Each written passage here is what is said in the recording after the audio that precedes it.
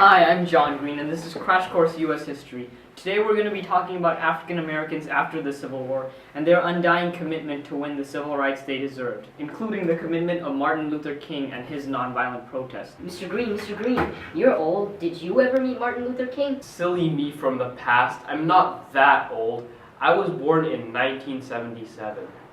Da da da da da da da da da da da da da. When the Civil War ended, there was still a lot of controversy over whether or not African Americans would have the civil rights that they deserved. Southern states passed black codes, and these limited the rights of African Americans to put them under the same conditions that they had experienced under slavery. The result of this was a system known as sharecropping, where African Americans would enter deals with their previous masters that allowed them to farm on the same land and keep a small portion of their crops while giving the majority of it to the owner. Which are exactly like the taxes we pay to the government today. Stupid government. Black codes and sharecropping both infringed on the constitutional rights that African Americans were guaranteed by the Reconstruction Amendments. The 13th, 14th, and 15th Amendment sought to put African Americans on equal footing with white Americans. However, on paper, this was not the reality. The 13th Amendment sought to ban slavery and involuntary servitude. The 14th Amendment sought to define all citizens as people born on American soil, and the 15th Amendment sought to give election and voting rights to all Americans. However, Southern states infringed on African Americans' rights by passing laws that limited their liberties to these amendments. Those who were bent on preventing African Americans from obtaining their rights used a variety of methods, such as poll taxes and literacy tests. These favored white Americans due to the Grandfather Clause, which stated that only individuals whose grandfathers had voted before 1860 were exempt from poll taxes and literacy tests. Needless to say, these requirements only affected African Americans. I love my grandfather. You know what, Stan? Get my grandfather on the phone. What? My grandfather's dead? Anyway, also established during this time was the Freedmen's Bureau. This was an organization managed by the federal government to provide ex-slaves with food, shelter, and welfare. However, Andrew Johnson vetoed this organization, and it was brought back later on in a resurrected form. It symbolized a step in the right direction towards creating equality in the South. Nevertheless, discrimination continued in the South through a system of segregation. In Plessy versus Ferguson, an African-American man sued a railroad company for not letting him sit in the first-class cabin even though he had paid to sit there.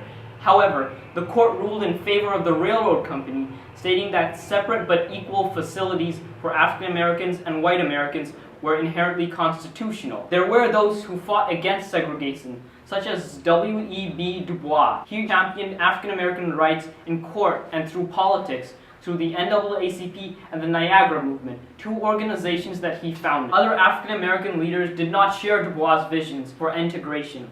Booker T. Washington believed that economic self-help, while being accepting of segregation, would help the black cause more than trying to lead an uprising against the white establishment. This economic self-help did not arrive until World War I, when many African Americans moved into industrial jobs and higher-paying manufacturing jobs in the North through a movement known as the Great Migration. In the decade following World War I, there was a cultural movement in New York known as the Harlem Renaissance. What? No, Dad, not the Harlem Shake, the Harlem Renaissance. It was a cultural movement in New York where African Americans contributed to the vibrant social trends happening due to the Jazz Age. This occurred due to increased migration to northern cities and other areas of the countries from the South after the abolition of slavery. After this period, African Americans began to contribute more and more to cultural and social trends in America. When Americans entered World War II, African Americans volunteered to fight in the army in large numbers. They struggled for equality and fought under the slogan Double V, which meant victory against the Axis powers abroad and victory against racism at home. In the beginning of the war, they mainly filled non-combatant duties. However, as the war progressed, they were moved increasingly to the battlefield. This gave them important responsibilities they did not possess at home in America. When these soldiers came home, this helped fuel the civil rights movement of the 1950s. What, Stan? It's time for the mystery document. Okay. The rules here are simple. I guess the author of the document, or I get shocked by the shock pen. This nation was founded by men and women who sought these shores that they might enjoy greater freedom and greater opportunity than they had known before. The founders of the United States proclaimed to the world that the American belief that all men are created equal and that governments are instituted to secure the inalienable rights with which all men are endowed. In the Declaration of Independence and the Constitution of the United States, they eloquently expressed the aspirations of mankind for equality and freedom. We believe that all men are created equal and that they have the right to equal justice under the law. We believe that all men have the right to freedom of thought and of expression, and the right to worship as they please. We believe that all men are entitled to equal opportunities for jobs, for homes, for good health, and for education. We believe that all men should have a voice in their government, and that government should protect, not usurp, the rights of the people. These are the basic civil rights, which are the source and the support of our democracy. Today, the American people enjoy more freedom and opportunity than ever before. Never in our history has there been a better reason to hope for the complete realization of these ideas of liberty and equality. I'm gonna guess it's George Washington. Harry S. Truman. I was sure it was George Washington. Well, now you get to shock me, Stan.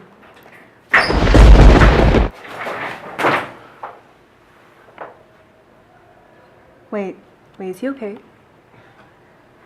Oh my gosh. Oh my gosh, John Green! John Green, what happened to John Green? Stop! Stop filming! Stop rolling! Stop! Stop! Stop! Stop! Sorry for that sudden interruption, but due to technical difficulties, John Green is no longer available. But that's okay, I'm here to replace him. Hi, I'm Jane Green, and today we'll be continuing our discussion on the Jim Crow laws.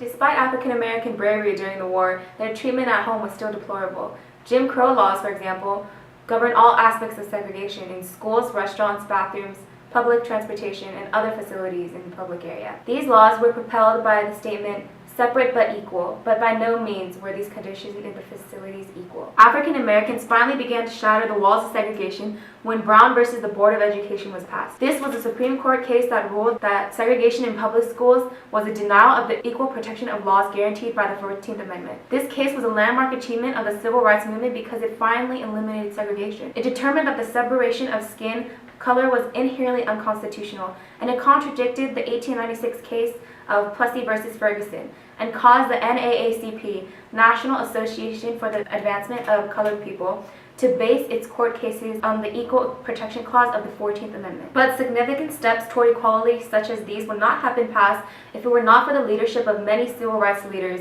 no matter their views. Now, there were two types of leaders in the fight for equal rights of African Americans. Those who felt that the fight for equality should occur peacefully, and those who thought the fight should be violent.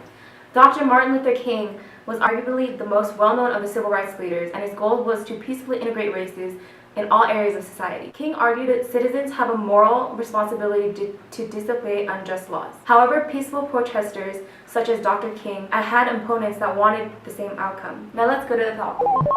For example, oppositionist Stokely Carmichael led groups called the Black Panthers. Starting their roots in Oakland, California, the Black Panthers helped many African Americans in the ghettos fight threats of white supremacy. They provided things like education, food, shelters, and lessons in self-defense in order to fend off the many cases of segregation, poverty, and white racism that were prevalent in the South. White racism. Another opponent was Malcolm X, X-Man. a key figure who preached a philosophy of militant protest and separatism.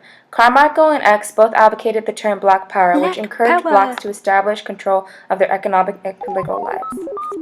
Thanks, Thought Bubble. Along with the Black Power movement, another movement also occurred, the sit-in. African American college students would sit in areas designated specifically for white people. This began in North Carolina in 1960 and was done mainly to protest segregation in public areas. Valiant persistence of both African Americans and their allies ultimately resulted in the Civil Rights Act of 1964 and the Voting Rights Act of 1965, both of which were passed under President Lyndon B. Johnson.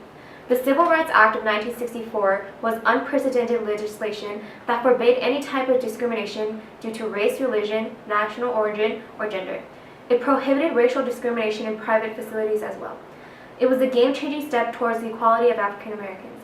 The Voting Rights Act of 1965 was also a landmark act that outlawed the literacy test, poll taxes, and other measurements employed by many southern states used to prevent African Americans from registering to vote. African Americans' turbulent past in the United States, from slavery to the Voting Rights Act of 1965, has ultimately led to the point where we are today.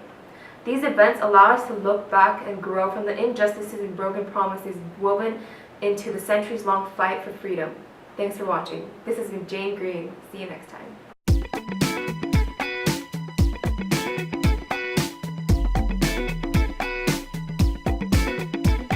Hi, I'm John Green. This is Crash Course. Oh my god, why did I have to do that? Exactly like the taxes we pay today. Stupid government. Oh. However, in reality, Southern legislators, why can't I like say words? Black codes and sharecropping both. Oh wait, I got like too happy. We believe. However, this self-help That was fantastic though.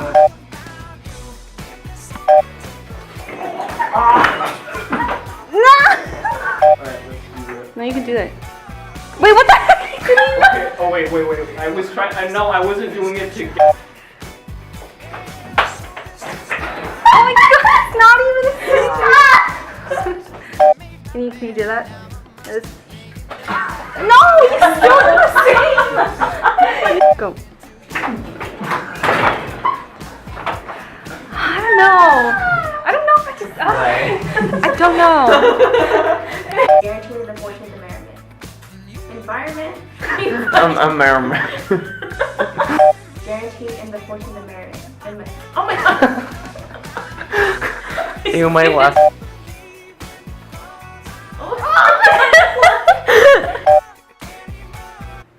The first one was probably better.